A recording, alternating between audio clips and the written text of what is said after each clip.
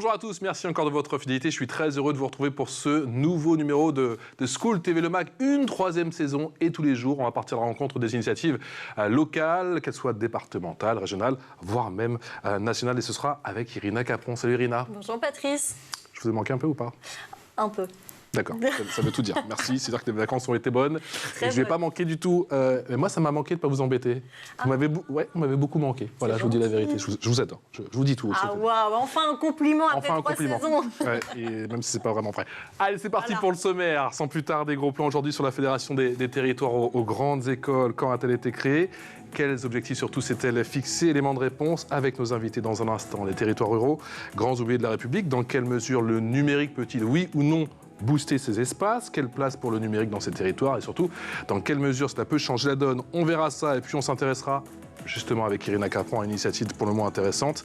Irina nous parlera du collectif Mentorat. Quelle philosophie et surtout, quelle mission Irina vous dira tout. Cette émission, je vous présente mes invités, c'est avec Vicente Etxezarreta. Bonjour à tous. Ah, je l'ai presque, je la refais. Vicente Etxezarreta. Il faut vraiment prendre son temps, sinon on va dedans. Bonjour Vicente, comment ça va? Bonjour, très bien. Merci d'avoir accepté notre invitation. Vous êtes le fondateur de la Fédération des territoires aux grandes écoles et vous êtes également conseiller régional Nouvelle-Aquitaine. Merci d'être avec nous. Margot Lecoeur est également avec nous. Bonjour. Bonjour. Plus facile à dire Margot Lecoeur, hein. Président de la Fédération des territoires aux grandes écoles. Et vous êtes également élève avocate. Élève avocate depuis combien de temps? Depuis 1 an et demi maintenant. Depuis un an. Passer le CAPA la semaine prochaine. On croise les doigts. Alors, tout d'abord, est-ce que vous pouvez nous présenter, s'il vous plaît, ce qu'est cette fédération, surtout comment a commencé l'aventure? C'est quoi cette fédération, Vicente? Bien, alors c'est une initiative d'étudiants. Hein. Nous étions étudiants, c'était en 2013, des anciens du lycée de Saint-Jean-Pied-de-Port. Donc nous venions du Pays Basque intérieur. On n'avait pas forcément fait de grandes études dans nos familles. Hein. On était encore la première génération à accéder au baccalauréat. D'accord. Et puis l'école a marché pour nous, mais on se retrouvait à faire de belles études. On était ici à la capitale. C'est-à-dire qu'au sein des familles, chez vous, et effectivement dans ces zones rurales, on a des sortes de croyances limitantes un peu, c'est ça? Bien, c'est-à-dire qu'on ne savait même pas que ce monde-là existait, quoi. Ah ouais, d'accord. Vous savez, quand dans votre famille, on n'a pas encore le baccalauréat, ouais. Quand dans votre entourage, vous n'avez pas un cousin, un frère qui a fait des études, ce qu'on appelle sélectives, hein, classe ouais. préparatoire, grande école, vous ne connaissez pas très bien ce monde-là, vous vous dites, c'est pas pour nous. C'est pour les grandes familles. D'accord. C'est dans les grandes villes. Mmh.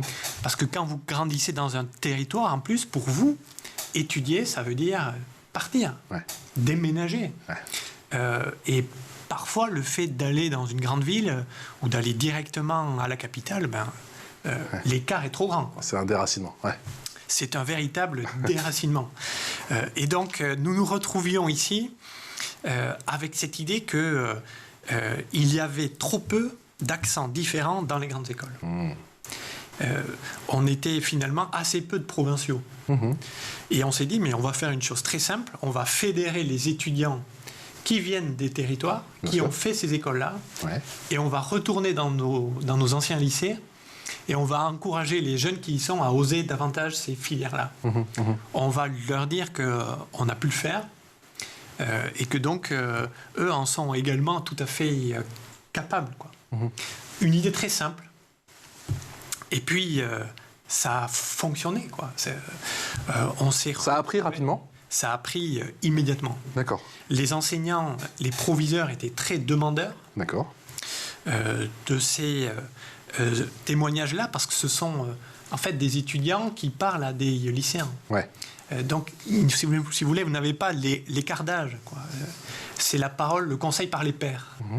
Des jeunes qui s'adressent à d'autres jeunes, et donc vous avez une capacité de projection plus forte. Et donc ça a fonctionné très fort au Pays Basque, à tel point que on a été repéré par le Conseil économique et social. Mmh.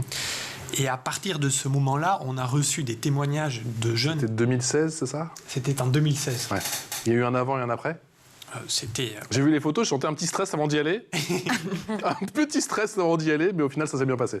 Très belle institution. Ouais. Puis très belle reconnaissance pour nous.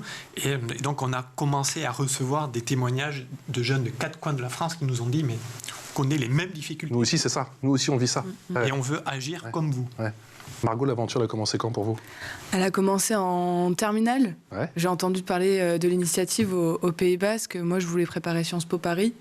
Mon conseiller d'orientation m'avait dit, mais Sciences Po Paris, non. Enfin, plutôt Sciences Po Bordeaux, non, les IEP de C'est terrible ce que province. vous me dites. C'est-à-dire que même le conseiller d'orientation, Ouais, mais même pas. quelque part, se met une barrière, quoi. Oui, pas Exactement. volontairement, mais c'est ancré, quoi. Et donc, je me dis, non, moi, je veux Sciences Po Paris, il n'y a pas de raison que j'aille autre part. Et j'ai entendu parler de l'association et j'ai eu Bichente au téléphone qui m'a mis en contact avec une des membres de l'association qui a fait Sciences Po Paris. Et elle m'a accompagnée, disons, de février de la présentation de lettre de motivation jusqu'à mon oral de Sciences Po. Et donc, c'est vraiment d'avoir eu cet accompagnement, cette personne qui me disait, bah oui, tu peux le faire, il n'y a pas de problème, c'est pas parce que tu viens de Bayonne que c'est fermé à toi. Et voilà, du coup, ça m'a vraiment ouvert des portes et ouvert des opportunités et des idées sur la suite de mes études. Bon, j'ai pas eu Sciences Po, mais ça, c'est une petite C'est un autre dossier, l'anecdote. Ouais. Mais voilà, après, du coup, je suis allée en classe préparatoire à Paris. Et puis, j'ai rejoint la Sorbonne par la suite. Donc voilà, j'ai eu un autre parcours. Mais en tout cas, rien que le fait qu'on me dise que je peux le faire... Ouais, ça a tout changé. Ça a tout changé. Ça a changé toutes les perspectives. Qu'est-ce qui vous a donné, vous, tous les deux, envie de redonner aux autres et à toute cette jeunesse talentueuse des territoires, qui est parfois, même peut-être trop souvent oubliée? Moi, je pense que c'est juste le fait d'avoir été aidée. Quand j'ai été aidée, je me suis dit, c'est vraiment génial de pouvoir donner de son expérience à des jeunes qui sont parfois un peu perdus. Pour le coup, d'avoir échoué à Sciences Po, ça me permettait aussi de parler de ça, de dire, il n'y a pas que ça, et du coup, vous pouvez faire plein d'autres choses après, et ça va bien se passer. Je ne sais pas si c'est un échec, je ne sais pas si on peut parler d'échec. Non, mais en tout cas, c'est... Vous dites échoué. C'est une non-réussite de l'oral, en tout cas. Voilà, ça. Mais voilà, de pouvoir parler de mon expérience, rassurer les jeunes. Parce que cet échec, j'imagine qu'il vous sert beaucoup aujourd'hui. Ah oui, aujourd'hui, j'en suis complètement remise, et je suis très contente du parcours que j'ai eu. Mais voilà, rien que de pouvoir parler de tout ça à des jeunes qui sont perdus, c'est là que j'ai trouvé un sens à l'engagement. Bichente, qu'est-ce qui vous a donné immédiatement l'envie de redonner? Vous parlez de chance dans votre parcours. Pourquoi vous parlez de chance? Une chance parce que on imagine que ces écoles ne sont pas faites pour soi. Quand on rentre, quand on pousse la porte de la rue Saint-Guillaume, puisque j'ai fait Sciences Po la première fois, on est un peu mortifié. Vous savez, moi j'ai grandi sur une montagne. Vous avez de la chance. J'ai eu cette chance-là, voilà. Ouais. C'est important ce que vous dites là, parce que nous ne sommes pas du tout dans une vision victimaire ou de victimisation. Pour nous, grandir dans les territoires, c'est une chance inouïe. Bien sûr. Et donc, on est plutôt là à dire, il faut que cette jeunesse-là puisse s'exprimer davantage. Elle a beaucoup à apporter dans ces écoles, parce que c'est la diversité des profils qui fait aussi la richesse quand on aborde une problématique. Bien sûr. Avoir grandi sur une montagne, ça vous donne un regard différent de celui qui a grandi dans le centre-ville. Bien évidemment. D'une métropole. Moi, ce qui m'a donné cette idée-là, c'est de me dire que j'aurais adoré, à cet âge-là, en étant lycéen, avoir un jeune de 2-3 ans de plus qui a fait mon lycée et qui puisse m'accompagner, qui puisse... Un mentor. Voilà, absolument. Un mentor. Et puis, vous savez, quand on grandit au Pays Basque aussi, il y a cette idée que chacun peut et doit agir, apporter sa pierre pour que la société aille mieux, pour construire le territoire. Cette forme de solidarité. C'est une solidarité très forte, que l'on retrouve dans les territoire en général, je trouve. Et finalement, ce que l'on arrive à faire, c'est redonner goût, revitaliser, faire une sorte de mise à jour des solidarités territoriales pour les brancher réellement sur les besoins des jeunes aujourd'hui. Vous êtes combien aujourd'hui au sein de la fédération? On est à peu près... Question un peu piège, je crois que vous êtes très nombreux. Ouais, on est à peu près 1500. D'accord. Avec aujourd'hui 58 associations locales. Parce que des territoires grandes écoles, c'est une fédération, donc les actions elles sont faites au niveau local par les associations qui sont indépendantes. Si je comprends bien, vous couvrez aujourd'hui plus de la moitié du territoire, alors? Complètement. Le territoire. Complètement. dont 4 territoires d'outre-mer aussi. D'accord, en l'espace de 10 ans, on va dire, parce que c'est né en 2013, si je ne m'abuse, on est en 2023, oui, c'est bien ça. Donc en l'espace de 10 ans, déjà, plus la moitié des territoires, effectivement, il y a tous les territoires d'outre-mer, effectivement, on a vu que, et c'est ça qui était aussi intéressant, c'est que je crois qu'il y a la Fédération de la Réunion aussi, enfin la Réunion, avec des témoignages, on a quand même le sentiment qu'on avait les mêmes témoignages, par exemple, à Pau, que, par exemple, effectivement, dans certaines villes de la Réunion. Complètement, oui. Ouais, c'est le même... les mêmes difficultés d'accès au parcours sélectif qu'on soit à Aurillac ou à La Réunion ou même en Guadeloupe. Ouais. Et c'est assez fou. Bon, il y a une difficulté supplémentaire qui est l'éloignement encore plus grand bien sûr, des villes de métropole. Et ce sentiment aussi qu'on a aussi... parfois ici en Provence, en tout cas en métropole, d'être éloigné de la capitale, mais c'est vrai que si on se trouve en Martinique, en Guadeloupe, à La Réunion, on a encore plus ce sentiment, puisqu'il y a effectivement des kilomètres, des milliers de kilomètres qui nous séparent de la métropole, et je sais de quoi je parle. Est-ce que vous parleriez d'un... Je me permets de rebondir sur ce point-là, parce que c'est quelque chose de très intéressant. Vous savez... Habituellement, quand on parle d'égalité des chances, on parle de quartiers prioritaires, on parle de zones urbaines. Et nous avions l'intuition, quand on a créé cette initiative, qu'il y avait des spécificités dans le monde rural qui n'étaient pas prises en compte. C'est vrai. C'était notre propre parcours, une sorte d'autocensure, de complexe du rural par rapport à l'urbain, l'accès à l'information, parce que vous êtes dans des territoires où les grandes écoles ne sont pas installées. Et aussi des freins financiers, parce que pour vous, encore une fois, étudier, ça veut dire déménager. Et donc les familles, elles ne peuvent souvent pas accompagner leurs propres enfants dans des métropoles où le coût de l'immobilier devient un frein à l'égalité des chances très important. Bien sûr, et c'est pas prêt de s'arranger. Et donc je pense que la singularité de ce que l'on a apporté à partir de 2013, c'est de dire il y a une réalité rurale à prendre en compte dans l'égalité des chances. Et ce que l'on voit aujourd'hui, c'est que les statistiques commencent à être fournies sur cette problématique-là. Il y a des études qui montrent qu'à niveau scolaire égal, un élève de province a 4 fois moins de chances d'intégrer un parcours sélectif qu'un enfant issu On rappelle, quand vous dites sélectif, vous parlez d'une grande école. D'une grande école ou d'une classe préparatoire. Et quand on regarde la situation des plus grandes écoles, c'est-à-dire Polytechnique, Sciences Po, ENA, HEC, etc., l'écart à niveau de scolaire égal est de 25 fois. Vous avez 25 fois plus de chances d'intégrer ces écoles-là lorsque vous êtes issu d'une métropole.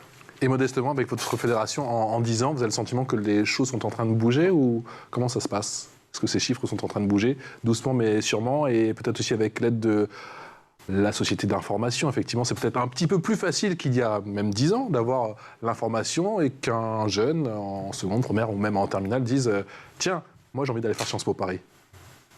Ouais, moi, je pense que ce qui est en train de changer sur 2 points. Le premier, c'est, comme l'a dit Bichente, l'institution prend de plus en plus en compte les différences entre le rural et l'urbain.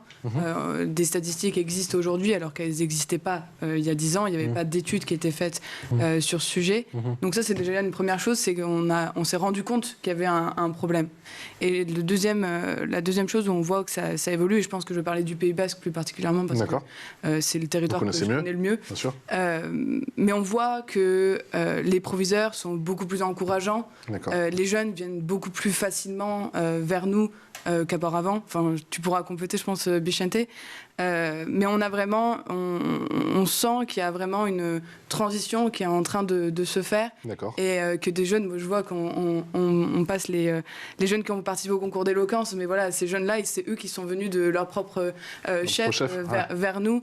Et c'est là qu'on voit le changement et la transition qui est en train de se faire pour que ces jeunes aient plus accès à l'enseignement. Bichente, comment elle se porte, cette jeunesse? Cette jeunesse du Pays Basque, par exemple. Comment elle se porte aujourd'hui?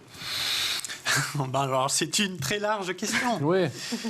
Mais On peut rester positif, justement, ou il y a quand même matière à s'inquiéter? Non. Il faut rester... nous ne tombons ni dans la fatalité... Ni dans la victimisation, ni dans le dit, pessimisme. Voilà. Ouais. Il faut avoir...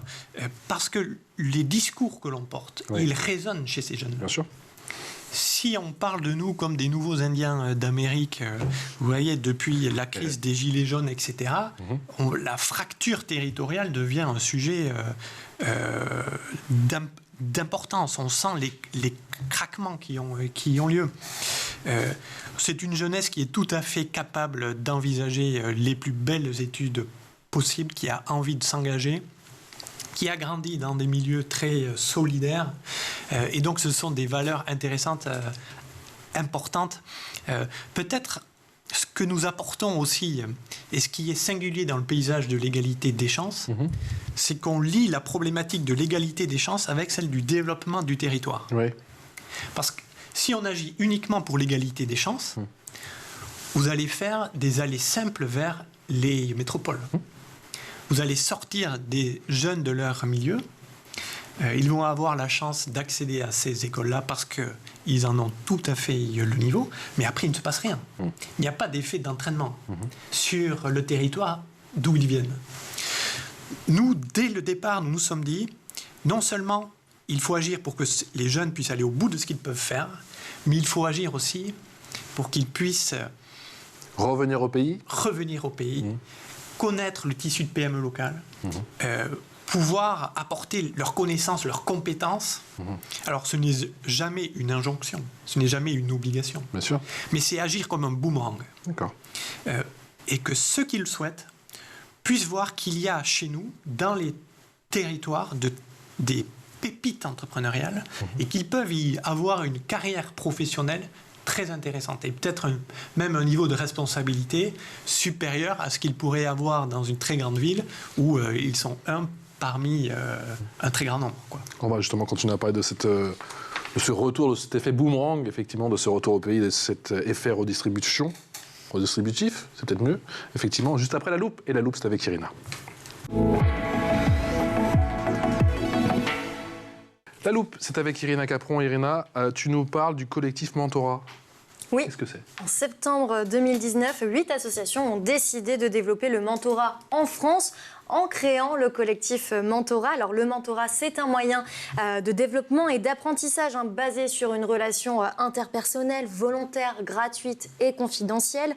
Une personne appelée le mentor va partager avec un jeune, donc le mentoré, toute son expérience pour favoriser le développement de ses connaissances. Je vais y arriver, vous inquiétez pas. Ce binôme est encadré par une structure comme une association. Le mentor et le mentoré vont se rencontrer plusieurs heures par mois et le mentoré va pouvoir avoir toutes ses chances de son côté pour réaliser ses objectifs personnels et professionnels. Le collectif Mentorat a d'ailleurs été choisi comme lauréat du label Grande Cause Nationale 2023 par la Première ministre à l'issue d'un appel à projet. On se souvient qu'en mars 2021, il y a 2 ans, le président de la République, Emmanuel Macron, avait annoncé un tout nouveau dispositif. Oui, exactement, le lancement Un jeune, un mentor qui vise à soutenir les associations et les entreprises dans le mentorat. Un budget de 30 millions d'euros était alloué à ce projet pour l'année 2021. Ce plan national de soutien au mentorat a permis aux associations d'accompagner 150 000 jeunes en 2022. Et c'est le collectif Mentorat qui pilote et qui anime la plateforme Un jeune, un mentor. Le mentorat qui permet de renforcer la cohésion sociale et surtout de lutter contre les inégalités, on en parlait. Oui, parce que le mentor peut aider le jeune dans plusieurs étapes difficiles de sa vie, comme par exemple s'il a des difficultés à l'école, le mentor peut l'aider à organiser son travail et à améliorer ses résultats scolaires. S'il ne sait pas quelle orientation choisir, le mentor pourra le conseiller et le guider. Ou encore s'il cherche un stage ou une alternance ou même un premier emploi, eh bien, le mentor pourra l'aider dans sa recherche grâce à son réseau professionnel. Selon un rapport sénatorial de septembre 2021, le mentorat fait diminuer de 30% le risque de décrochage en première année d'enseignement supérieur. Et des personnalités s'engagent également et croient en la force du mentorat. C'est le cas notamment du chef Thierry Marx, de Daphné Burki ou encore de Bérénice Bejo. Regardez. Il était évident pour moi que je devais mentorer d'autres personnes tout au long de ma carrière pour les aider à prendre confiance en eux. Je suis Thierry Marx, je suis chef d'entreprise et je suis mentor. Ma vision du mentorat, c'est d'abord un mentorat social. Je m'appelle Karim Rissouli et je suis journaliste. Il y a un problème d'égalité, égalité des chances. Je m'appelle Daphne Burki et je travaille dans les médias. Je m'appelle Raphaël Yem, je suis animateur télé. Quand on est banlieusard de province, qu'on porte une couleur de peau, que peut-être on a quelques difficultés en classe, c'est peut-être un peu plus compliqué. Aller vers quelqu'un, lui proposer au moins d'être là, d'être à l'écoute. Je suis Bérénice Bejo et je suis comédienne. Le mentorat, c'est de dire non, ne doute pas de ton projet. C'est pas ton projet qui a un problème. Je suis Sarah Ouramoun et je suis mentor. J'accompagne une vingtaine de femmes dans leurs projets professionnels. Je m'appelle Ariane Ascaride et je suis comédienne. Donner la possibilité à des jeunes gens qui ont un projet de pouvoir le développer en étant soutenus. C'est ça, le rôle du mentor. Le réseau ou l'absence de réseau, c'est l'une des premières injustices. Il y a des gens qui pourraient avoir envie, qui sont pleins de talent et peut-être qu'ils ne le savent pas. C'est souvent l'autocensure, la première des réactions chez ces jeunes-là. Et le mentor, il peut déverrouiller ce réseau. Et il faut savoir que 87% des mentorés ont trouvé un emploi. D'autres chiffres à retenir? Oui, 86% des étudiants mentorés ont une meilleure connaissance d'eux-mêmes. 76% des jeunes accompagnés croient davantage en leur capacité à réussir leurs études. Et 78% des jeunes estiment être plus à l'aise avec les adultes après avoir été accompagnés par un mentor. Il n'est pas rare, du coup, de voir des jeunes mentorés devenir à leur tour mentors. Ah, bien évidemment, hein, le collectif a besoin de mentors de tout horizon. Et si vous êtes étudiant, salarié, fonctionnaire, entrepreneur ou encore retraité, au moins une personne en France aura besoin de connaître votre profil et votre parcours et vos conseils. Donc il ne faut pas négliger l'impact que vous pouvez avoir sur la vie d'un jeune. Donc si vous voulez devenir mentor, c'est très simple. Il suffit de remplir le formulaire sur la plateforme unjeuneunmentor.fr. Merci beaucoup, Irina Margot. Il y a un système de mentorat dans votre fédération? Oui, tout à fait. On a eu la chance de participer à la deuxième extension du collectif Mentorat. Et donc, on a rejoint le collectif et on est lauréat de l'appel à projet Un jeune à mentor. Donc, ça fait maintenant 2-3 ans qu'on a mis en place ce dispositif de mentorat qui existait déjà sous d'autres formes avant. Ouais. Un système de parrainage, beaucoup moins... Enfin, c'était pas très... institutionnalisé. Aujourd'hui, on l'a institutionnalisé et on voit dans le suivi des mentorés qu'ils réussissent mieux. En tout cas, ils ont plus confiance en eux quand ils entrent dans le supérieur, quand ils entrent dans les grandes écoles. Et ça, c'est vraiment c'est une réussite pour nous parce que ça veut dire que notre mentorat de pair à pair, il fonctionne et ça permet à des jeunes d'avoir des nouveaux horizons auxquels ils n'auraient pas pensé ou imaginé sinon. On parle de quel réseau aujourd'hui, Bichente? Votre réseau, aujourd'hui? De quel réseau? De quel réseau? Il y a combien de personnes au total? Et surtout, quels acteurs? Il y a différents acteurs, j'imagine. Oui, ce qui est intéressant avec l'initiative, c'est que d'abord, elle fédère des étudiants au parcours complémentaire. Vous allez avoir des parcours, bien sûr, scientifiques, commerciaux, Sciences Po, journalisme et j'en passe. Donc, vous créez des communautés très intéressantes. Mais en plus, l'action de notre initiative, à la fois en faveur de l'égalité des chances, donc en contact avec les proviseurs, les enseignants, mais aussi dans sa dimension de développement du territoire, donc à la rencontre des entrepreneurs, des institutions de développement économique, etc., font qu'on arrive à faire se parler des mondes qui, sinon, ne se parlaient pas entre eux. Bien sûr. Et le lien entre formation et tissu économique est essentiel à faire. Donc c'est une très belle aventure humaine. C'est une aventure qui, en plus, est à 100% bénévole. Ce sont des jeunes étudiants qui décident de s'impliquer dans cette initiative et qui, à l'échelle de leur département, vont construire le dispositif. À la fois organiser les interventions, mettre en place le parrainage, mettre en place un dispositif de bourse. Parce que grâce à nos contacts avec les chefs d'entreprise locaux, on finance des bourses et nous avons atteint maintenant à l'échelle nationale presque 1 million de bourses qui ont été octroyées. Tout cela, donc... d'un montant moyen de combien? 6 000 euros. Quand même, c'est conséquent. Absolument. Donc, c'est une aventure où on est aidé à la fois par les acteurs locaux, mais aussi par de grands mécènes nationaux. De très belles entreprises qui partagent nos valeurs. Donc c'est vraiment une aventure extraordinaire qui change la vie, quoi. Et je pense que quand on est jeune, quand on est étudiant aujourd'hui, s'impliquer dans une initiative comme celle-là, c'est une expérience quasi professionnelle, quoi. C'est très intéressant.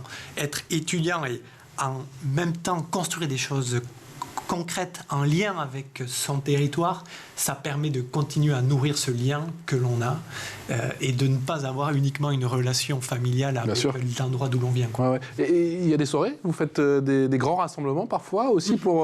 On veut tout savoir, nous, hein, on veut tout savoir.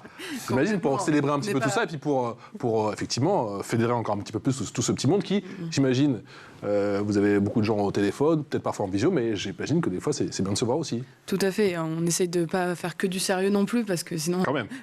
Il faut attirer les étudiants quand même.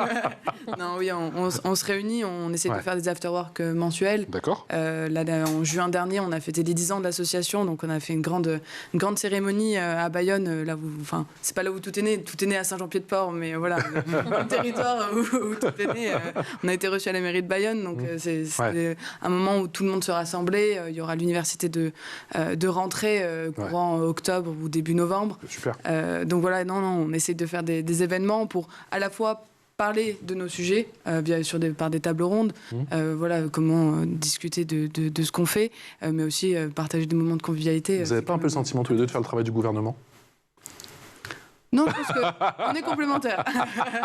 Bien joué, bien répondu, Vicente. C'était pas l'idée de base, effectivement, mais au final, faites le taf.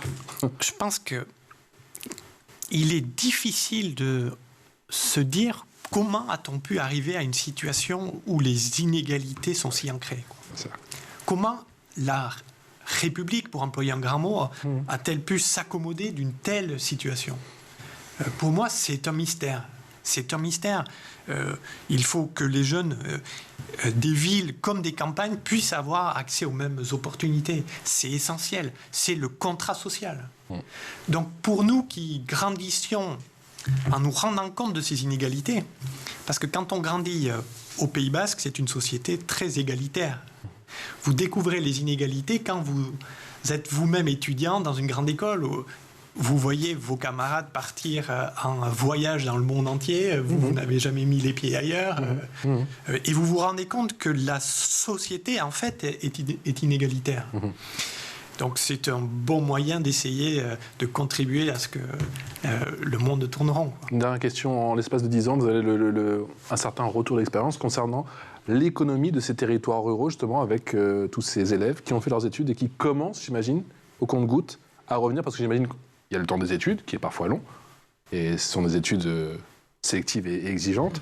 Et puis c'est vrai que parfois on veut faire un petit peu un début de carrière sur la capitale, pourquoi pas, ou en tout cas dans une grande ville, que ce soit Lyon, Bordeaux, peu importe, Pau, et après donner ce que son pays, au final, nous a donné. Quand je dis du pays, bien sûr, je parle de son territoire rural. On commence déjà à avoir des petits retours sur effectivement ces retours au pays où... On a des très beaux exemples de personnes plutôt du Pays Basque, parce que c'est l'association la plus ancienne, donc c'est celle qui a le plus de retours d'expérience. Mais des beaux retours, des jeunes qui sont partis faire Polytechnique, HEC, et qui décident de monter leur entreprise au Pays Basque, des jeunes qui sont à la recherche d'emploi sur le Pays Basque, des jeunes qui sont partis faire des études longues et qui reprennent la ferme familiale, qui reprennent l'entreprise familiale. Je pense à la fabrication des maquilas. Voilà, donc on a vraiment des beaux exemples qu'on essaye de mettre en valeur pour montrer que c'est possible, parce que cette autocensure qu'on subit quand on part, on la subit quand on revient, parce qu'on se dit c'est plus pour nous. Et en fait, si, il y a plein d'opportunités qui nous sont offertes par les territoires. Merci infiniment à tous les deux. Merci d'être venus nous voir. La première émission de l'année, on tenait à vous recevoir. Vraiment, votre initiative, je ne sais même pas si on peut parler d'initiative maintenant, parce que c'est quand même énorme, parce que vous couvrez plus de la moitié du territoire, vous êtes plus de 1500, et vous avez 58, c'est ça ? 58 associations locales. 58 associations locales, et c'est pas fini, ce n'est que le début. On recevra dans l'année, ou pourquoi pas encore l'année prochaine, pour faire un nouveau point d'étape, ou pourquoi pas aller à l'une de vos soirées, parce que Irina et moi, on est toujours un peu partant. Effectivement, en tout cas, un grand merci à Margot Lecoeur, qui est présidente de la Fédération des territoires aux grandes écoles, et qui est également élève avocate, qui sera bientôt avocate. On passerait nous voir, effectivement. Mais si, ça passe cette fois-ci. Et Vicente Etchesa Areta, qui est fondateur de cette Fédération des territoires aux grandes écoles, et également conseiller régional en Nouvelle-Aquitaine. Merci à tous les deux. Irina ? Merci. Ça va ? Oui, à demain. À demain, avec plaisir. Excellente journée en notre compagnie sur School TV.